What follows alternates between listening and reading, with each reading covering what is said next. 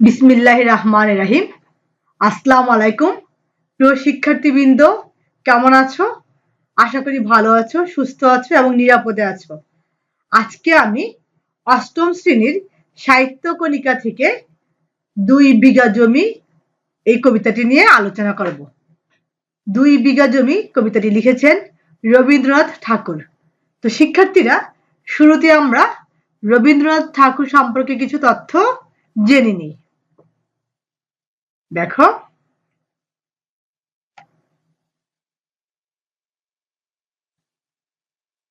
রবীন্দ্রনাথ ঠাকুর বিশ্বকবি, বিশ্ব নন্দিত কবি।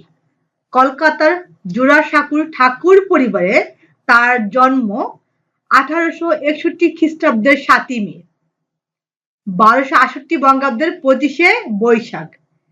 ছেলেবেলায় বিদ্যালয়ের বাধা ধরা পড়াশোনায় তার মন বসেনি। পড়াশোনার জন্য তাকে oriental seminary, normal school, Bengal academy এসব শিক্ষা প্রতিষ্ঠানে ভর্তি করা হয়েছিল, কিন্তু পাঠ শেষ করার আগেই তিনি সেসব ছেড়ে দেন। ছোটবেলা থেকেই তার কবি প্রতিভার উন্মেষ ঘটে। সাহিত্যের সকল শাখায় অসামান্য দক্ষতার স্বাক্ষর রেখেছেন তিনি। কবিতা, সঙ্গীত, ছোট গল্প, উপন্যাস, নাটক, প্রবন্ধ, ভ্রমণ কাহিনী, রম্য রচনা ইত্যাদি সাহিত্যের প্রতিটি ক্ষেত্রেই তার পদচারণা ছিল স্বচ্ছন্দ, উজ্জ্বল। তিনি একাধারে কবি, দার্শনিক, গীতিকার, সুরকার, শিক্ষাবিদ, চিত্রশিল্পী, নাট্য প্রযোজক ও অভিনেতা। 1913 খ্রিস্টাব্দে ইংরেজিতে অনুদিত গীতাঞ্জলি কাব্যের জন্য তিনি এশীয়দের মধ্যে প্রথম সাহিত্যে নোবেল পুরস্কার লাভ করেন। আমাদের জাতীয় সঙ্গীত আমার সোনার বাংলা তারই লেখা। রবীন্দ্রনাথ ঠাকুর 1941 খ্রিস্টাব্দের 7ই আগস্ট, 22শে শ্রাবণ, 1348 বঙ্গাব্দ কলকাতায় মৃত্যুবরণ করেন। তো শিক্ষার্থীরা, আমরা বিশ্বকবি রবীন্দ্রনাথ ঠাকুর সম্পর্কে অনেকগুলো তথ্য জেনেছি। এখন আমরা এই কবিতার কিছু শব্দার্থ এবং টিকা জানবো। ঠিক আছে? আমরা যদি শব্দার্থ আর টিকাগুলো জানি, তাহলে কবিতাটা বুঝতে সহজ হবে। শব্দার্থ ও টিকা। বিঘে, বিঘা শব্দের চলিত রূপ, জমির পরিমাণ বিশেষ, 20 কাঠা বা 14,400 বর্গফুট বা 1334 বর্গমিটার পরিমাণ জমি। ভূস্বামী, অনেক জমির মালিক বা জমিদার। দিঘে, দৈর্ঘ্যে বা লম্বা দিকের মাপে।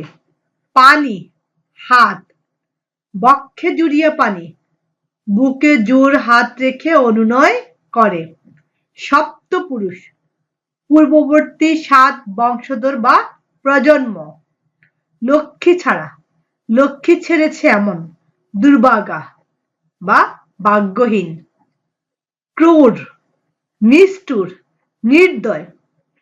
ডিক্রি, আদালতের হুকুম বা নির্দেশনামা। ক্ষত, ঋণপত্র বা ঋণের দলিল। ভুরি ভুরি, প্রচুর। কাঙাল, নিঃস্ব, দরিদ্র। মোহগর্ত, মোহের ক্ষুদ্র গহ্বর। বিশ্ব নিখিল, ছোট দুনিয়া বা সমগ্র বিশ্ব নিখিল, গোটা দুনিয়া বা সমগ্র পৃথিবী। হেরিলাম, দেখলাম। ধাম, তীর্থস্থান। ভূধর, পর্বত বা পাহাড়। নম নম, নম, নমস্কার বা বন্দনা জ্ঞাপন অভিব্যক্তি বিশেষ। সমীর, বাতাস বা বায়ু। ললাট, কপাল। খেলা গেহ, খেলাঘর। নিশীথ, গভীর রাত। নিশীথ, শীতল স্নেহ, হৃদয় জুড়ানো গভীর মমতা। প্রহর, 3 ঘন্টা কাল বা দিন রাত্রে 8 ভাগের এক ভাগ। গোলা শস্য রাখার মড়াই বা আড়ত। তৃষাতুর পিপাসা বা তৃষ্ণায় কাতর। পহুছিনু পৌঁছে গেলাম। লবিব লাভ করব। উড়ে ভারতের উড়িষ্যা বা উড়িয়া প্রদেশের লোক। কলবর কোলাহল বা হট্টগোল বা হইচই। পারিষদ মোসাহেব বা পার্শ্বচর। ঘটে মাথার মগজে। এখানে ভাগ্য অর্থে ব্যবহৃত। তো শিক্ষার্থীরা আমরা শব্দ অর্থ এবং টিকা জেনেছি। এখন আমরা মূল কবিতায় চলে যাই। আজকে আমি কবিতাটার অর্ধেক অংশ নিয়ে আলোচনা করব। কবিতাটা যেহেতু অনেক বড়, তাই আজকে আমরা অর্ধেক অংশ আলোচনা করব, অন্য আরেকটি পাঠে বাকি অর্ধেক আলোচনা করব। ঠিক আছে? 2 বিঘা জমি। রবীন্দ্রনাথ ঠাকুর। শুধু বিঘে 2 ছিল মোর ভুঁই, আর সবই গেছে ঋণে। বাবু বলিলেন, বুঝেছ উপেন, এ জমি লইব কিনে। কহিলাম আমি, তুমি ভূস্বামী, ভূমির অন্ত নাই। চেয়ে দেখো মোর আছে বড় জোর মরিবার মতো ঠাই। শুনি রাজা কহে, বাপু জানো তো হে, করেছি বাগানখানা। পেলে 2 বিঘে প্রস্থে ওদিকে সমান হইবে টানা। ওটা দিতে হবে। কহিলাম তবে বক্ষে জুড়িয়া পানি। সজল চক্ষে করুণ রক্ষে গরিবের বিটেখানি। সপ্তপুরুষ জ্যাঠায় মানুষ, সে মাটি সোনার বাড়া। দৈন্যের দায়ে বেচিব সে মায়ে, এমনই লক্ষ্মী ছাড়া।